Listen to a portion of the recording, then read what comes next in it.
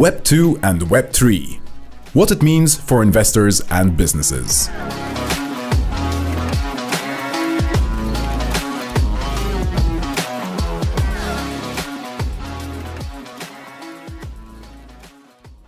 So great. So thanks for joining us. My name is Nascimento. And we're here going to discuss the evolution of Web 2 to Web 3. I'll let the panelists introduce themselves. Piotr, please tell us a little bit about what you're working on. Hello. Hello. Hello, nice to meet you. I'm Piotr Piasecki. I represent Revenue Community, decentralized organization which thrives startups and their notions to embed in Web3 space. Fantastic. Tomasz? Hello, my name is Tomasz Korecki. I'm startup investor. I invest in different technology, Web3, blockchain startups. Hi, good afternoon, everyone. My name is Tejinder Kumar. Everyone calls me TJ. I work with Finixio. We're one of the biggest digital marketing firm. Before that, my experience lies within traditional finance assets. Obviously, I worked with eToro, BitPay, and traditional private equity firms, energy and commodity business as well. Fantastic. So I'll start with a few questions. Piotr, I'll have a question for you. What do you think will be the future of Web3 and whether the transition to Web3 is imminent and happening right now? If you are talking about Web3, this is a philosophical question because we are managing with I would say from my heart, it seems like we are talking about the human rights. So managing with this digital space and delivering our hash, we need to be aware that we are managing with our privacy, that we are managing with our entity, and we are managing with our financial freedom. So I'm not a prophet, and this is this is answer to entrepreneurs who are investing in the future and estimating what will be the future, what really the future will be. So, but in my opinion, as a human being, I think this is a very important and deeply philosophical question. What will be the way the world will develop? So, yeah, I hope the digital Web3 space is the future for the human. So this is necessity that we will disrupt this structure we are performing presently. Interesting. Any comments, TJ? Well, just to add a few points to that, obviously the last two panels, everyone explained Web3 very well, and before that it was a fantastic panel as well. Web3, it is the future of internet, obviously. It is changing already. The industry is evolving at a very fast pace. I would like to give one example that how I look at in a real world case scenario, the Web3 will change. For example, let's talk about travel. Let's talk about using passports. So at the moment, obviously, everyone got their passports, and every 10 years or so, the passport expires, or if you lose your passport, you're going to have to renew, reissue, or whatnot. Imagine just having to carry this, just a simple card which has a QR code on it. And when you go to the airport, they scan the QR code, and that is your passport online, on the blockchain, which never expires, which actually have all the details from the day it's got issued up until now, and it shows all the visas and everything in it. So I totally believe not just it will help many industries, but even to the basic day-to-day of us doing things like going from UK to Brazil. I have to show my passport. I can just use that on blockchain address as a passport to travel. Well, maybe I can add something also. So Web 1 was the situation that we were only reading. Web 2 is the situation when we read and we also write different things. And Web3 is the situation when we will be listening, we will be speaking with different, also artificial intelligence, and it will change everything. Fantastic. And Tomasz, you mentioned you invest in the space of Web3. What interests you right now, and what are you looking as a way to find alpha in the space? So maybe simply saying, let's think about the situation when we have our kind of digital avatar or assistant, and this assistant is booking a ticket for us. So I'm interested in every technology that brings us to this point, and we can, it's the technology of, is this true or false, for example, because of AI technology, there will be flooded with different text, different untrue statements, and so on. So it's so difficult for us to distinguish true or false. This is tools that we can talk, or we can program our avatar, digital avatar. These are things or technology that help us transact with each other, share different tools, share services, and so on. Very interesting, very interesting. TJ, you know, you were deep in the space, right? And also DeFi's and NFTs and how they intersect. So where do you see the potential for decentralized finance, or DeFi for those more familiar with the terms, and non-fungible tokens to disrupt traditional finance in the Web3 economy and create new channels of opportunities? It's a very good question, Alex. So again, obviously, like I mentioned, Evan just touched upon this. NFTs, he's been buying like multi-million dollars worth of NFTs and whatnot. So going back to my traditional finance days, back when I was working as a stockbroker and private equity and stuff. So, and when it comes DeFi, obviously, I remember hearing the term DeFi for the very first time, and I couldn't understand what does that mean, even though decentralized finance is a really simple concept. Like, okay, it's decentralized, no one controls it. But back in the days when I heard it, I was like, how does it work? But okay, what do we do? But how does it work? And all that stuff. But once you understand it, like the whole ethos of blockchain is decentralization, is giving the power back to people. So DeFi is literally just giving back the power to the public. Now, in regards to creating revenue streams and additional income for, let's say, let's call it traditional finance brokers and stuff as well, it's really, really big. So NFT, let's take it an example. So we were covering this point last week in Canada. So how can you use NFTs to reward your clients or rewards your people and stuff?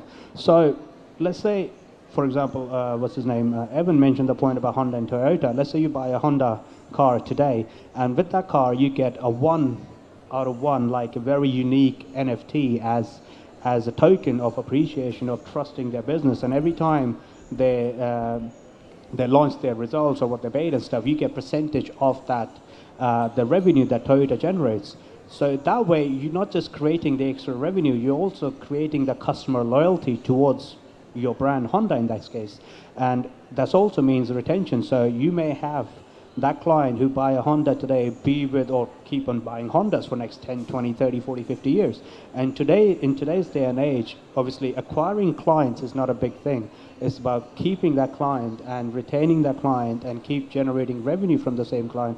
That is a big thing. And obviously with DeFi and NFT, that can really play a big part in creating and managing the whole ecosystem there as well. That's it. Yeah, I think I may add that this is the sharing economy. So thanks to sharing economy, we can share our services, our time, but also the place on our shirt, T-shirt, for example. So we don't need even companies today to work for the companies or to profit from our projects and so on. We can build the smart contracts. So there are many, on the blockchain space even, there are many smart contracts without any ownership, but somebody is taking care of this smart contract, somebody is profiting from this smart contract. So the way of NFT, IP, and so on will evolve, and it will be interesting how we will behave and how we will work in the future. And since I have your attention, Tomasz, like, which of the businesses, maybe businesses that you see here in the event, that you think are going to be affected by these new technologies or will eventually die? Well, for sure, different kind of intermediaries, middlemen, because decentralization and blockchain technology simply allow us to make transactions with each other. So real estate agents, even stock exchanges, they need to change in the future their operations.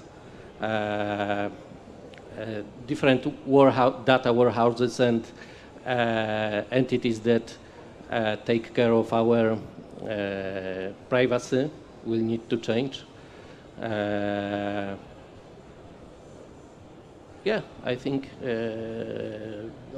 those are these two are good examples. Just to add, sorry Alex, just to add what Piotr actually said, it's a very good point. And like I said, obviously Web3 is happening, it is already here, and companies need to change. And we were talking actually yesterday at the speaker lounge, and somehow I love this story every time. So Nokia, everyone here obviously, or even ourselves, the first ever phone probably would have been Nokia 99% time. And I was listening to this speech of Nokia CEO, I think back in 2004 or 5, and it's literally, what he said was, we didn't do anything wrong, but somehow we lost. Because the whole market was taken over by Apple smartphones and everything. So Web3 is exactly the same, and every single industry, like obviously we talked about travel, we talked about supply chain management, we talked about traditional finance markets, the brokers, the stock houses, also your hospitality sector, your medical sector, everything needs to be changed. And they need to adjust, and they need to start making those changes. The first thing they need to do is to start learning about it, and then making sure they're ready, because if they don't, they're just going to get left behind. Yeah, I mean, buying, selling, transacting, so the blockchain and Web3 will change the way we transact with each other. So yes, the old banking industry, brokerage houses, I think even all financial market will need to change also. But it is so obvious that. I would say that we can observe an interaction between a few new technologies which can impact in the future for the human's life. This is artificial virtuality, artificial intelligence, blockchain, and I think the component and complex impact will in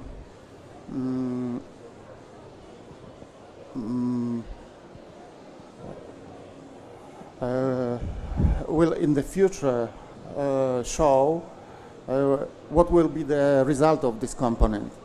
For sure, I agree with my colleagues that intermediaries are the first who should think how to start to deliver ownership, and especially ownership of the ideas of their activities through the Web3 system. But this needs also the change of the mind, because they are focused on profit making from Web2 activities, which are giving them the position of ownership of our data, of our privacy, of our freedom. So those who are using these tools to impact on our lives will be they will be the first who will marginalize themselves. Yeah, banks are the first. Banks are first. And what about governments? How do you see governments can react to this Web3 revolution? Can I start? Sure. Yeah. I'll go? I'll go? Okay. Obviously, we briefly touched upon this already, like governments, and I'm going to take regulators in the same context. They obviously need to understand and realize Web3, it is happening, it's going to happen. There's nothing denying that fact. And what we're seeing at the moment with the governments and regulators is they are just trying to make sure that their main focus is just protecting the consumer. But I believe what they need is finding the balance between innovation and consumer protection. They need to start with, first of all, learning Web3. Because I've dealt with a lot of regulators in the past from my previous experience, whether it's UK, Europe, Australia, even US and Canada to an extent. And what I realized, they are still struggling to figure out how staking works. And we are already at Web3, so they need to educate themselves first. They need to understand how the whole technology works. And if they don't have the education available to them, like speak to the industry experts, like you guys, speak to them, pick your brains up, how it works, what to do, and then make it somehow, or find a balance between that we are still pushing innovation, and at the same time we are still protecting the consumer itself, because we need to have the balance there as well. Very interesting. Thomas? The question is what is the reason for the regulation? In my opinion, regulations are good, but the first main regulation, which I can see, is to secure free market possibilities for any entrepreneur on the market. And as I see the role of government, is to secure this right. And from the Web3 perspective, to secure the consumer right is to be secured yourself.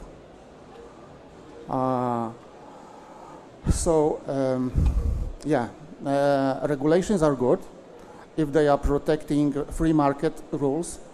So the regulations which exclude entrepreneurs and people who are scammers, cheaters, doing any kind of disruptive impact on market. How does it work at the moment? It's something different. As I'm reading MiCA regulations from 7 days before, new rules for crypto assets managing companies in the European Union zone.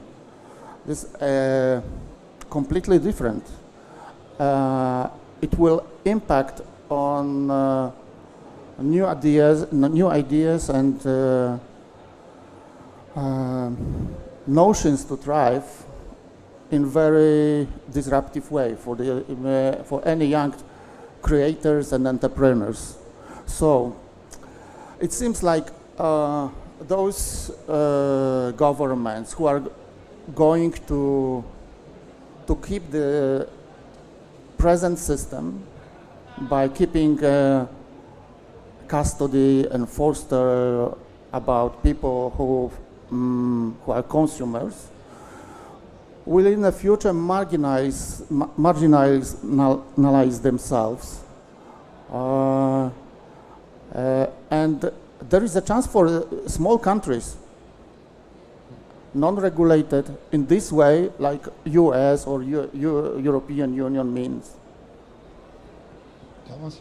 Yes, I think we need to know that blockchain is a beautiful technology also for our governments, because they can issue, let's say, programmable tokens or programmable fiats, and they can control how we spend this money.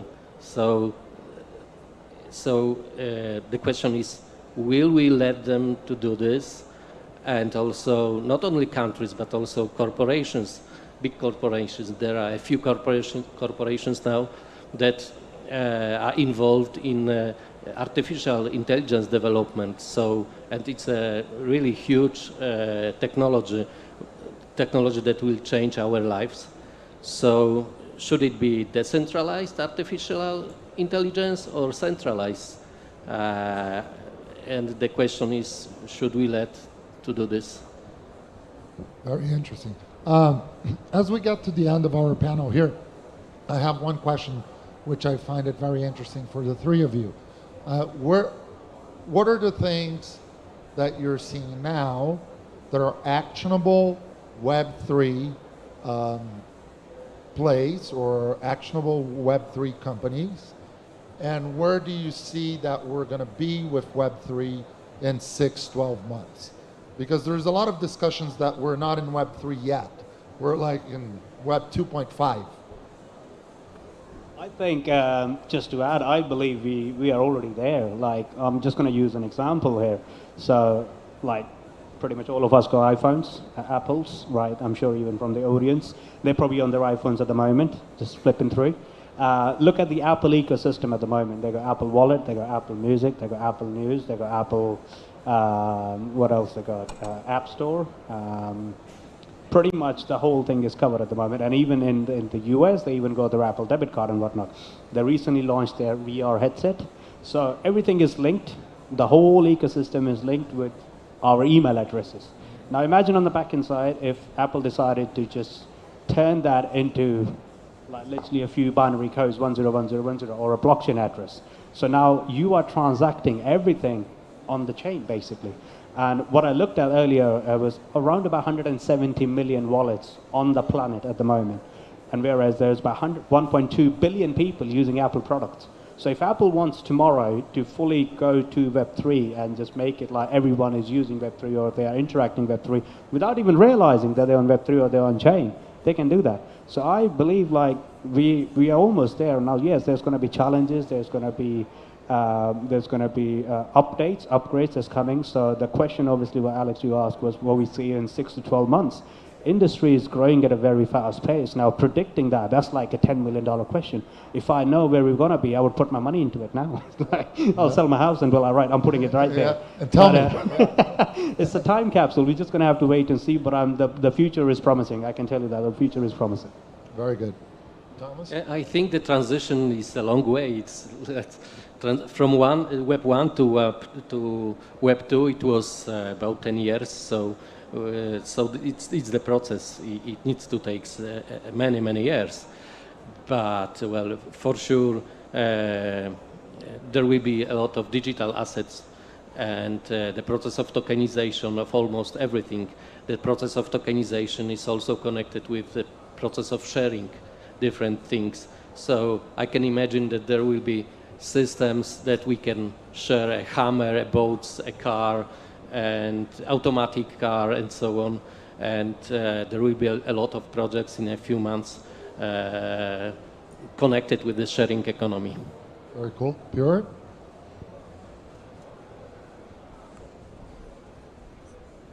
We are talking about transition. Yeah. As I mentioned, I think this complex three basic new technologies will impact on the future. But we have some we have a few hurdles, some obstacles which will impact that the process will continue in the next years. The first is present sentiment. It is stopping us at the moment, and nobody knows how long it will be, because we know that technology will expand when this sentiment will increase to be green.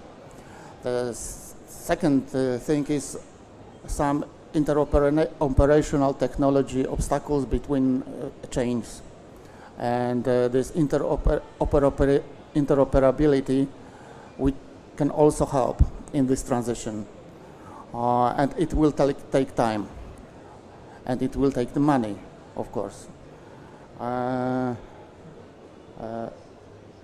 regulations. Bad regulation will stop the development and will stop the transition in time. As we mentioned, it seems that it will take time, but it is we see this positive perspective for this technology, but it will also be a hurdle to make this transition faster. Yeah. Interesting. Very good. Well, thank you very much for your time. It was a pleasure to meet you. And we're at the end of our panel here. Thanks, guys. Thank you. Everyone. Thanks.